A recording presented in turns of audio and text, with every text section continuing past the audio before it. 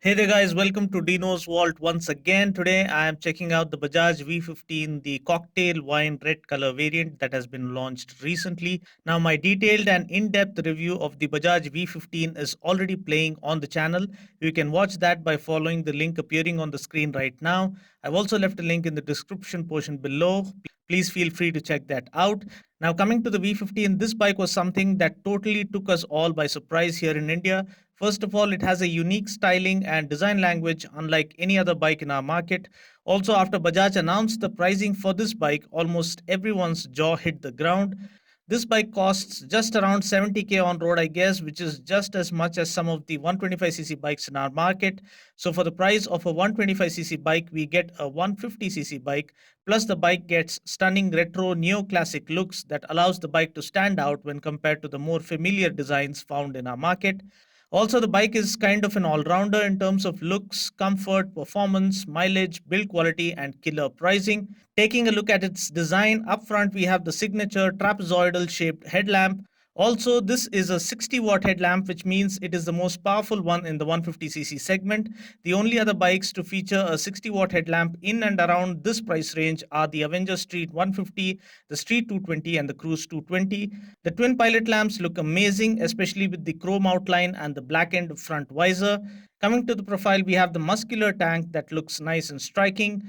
I believe the fuel tank design is inspired by that of the Moto Guzzi V72. Even the body graphics seem inspired by that of the V72. I absolutely love the 3D V emblem on the tank and, of course, the INS Vikrant insignia on the fuel tank lid. As we have already seen in this bike's marketing campaign, this bike is made of metal taken from the legendary and majestic aircraft carrier of the Indian Navy named INS Vikrant. Though not the entire bike, a portion of the bike carries the metal taken from the immortal ship. Also, the side panels and the tail section have a unique design language that renders the bike carrying that exclusivity factor in terms of looks. I also love the five twin spoke alloy wheels that certainly add a modern touch to this design. Also, the exhaust appears to be a classic one and looks and sounds amazing. The rear seat cowl that we see here is a black one, but I believe we get a red cowl for the cocktail wine red color variant, which looks even more attractive. The LED tail lamp has an interesting design and carries kind of a jewel effect. The bike scores well on practicality too, with a nice and comfortable premium textured seat that offers adequate room for the rider as well as the pillion. The switches are of decent quality. We do get a high beam flasher, but we do not get an engine kill switch. The speedo is all analog, yet it looks fresh and has a distinguished design. The engine offers a perfect blend of reasonable power and good economy.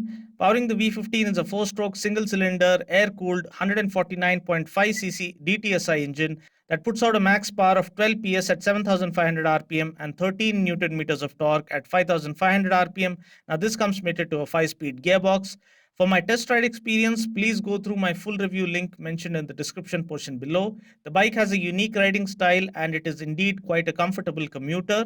Talking about the brakes, we get a 240mm disc brake up front and a 130mm drum brake at the back. Braking is decent enough for a bike in this segment. Talking about the suspension, we get chunky 33mm diameter front forks and gas filled twin spring loaded hydraulic type rear suspension that offers superb ride quality. Talking about the wheels and tires, we get tubeless tires with a 90 by 90 18-inch front tire and a 120 by 80 16-inch rear tire.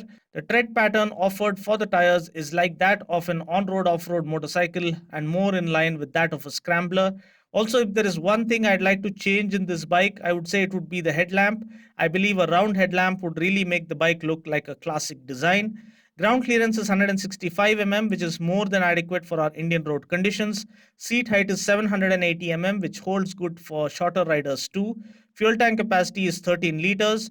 Now, talking about the mileage, some online reports claim an ARAI figure of around 75 kmpl, but I believe we can expect around 55 to 60 kmpl because my Pulsar 150 itself used to give me around 58 kmpl. Now, price ex showroom Hyderabad is around rupees 63,300 for this bike, which I believe is killer pricing because this bike offers unbelievable value in terms of everything we can hope for in this price range. I also believe this is the most affordable 150cc commuter in our market as of now. So that's pretty much it. I just hope you found this video useful. Until next time, this is Dino saying ciao. Take care, God bless, and ride safe.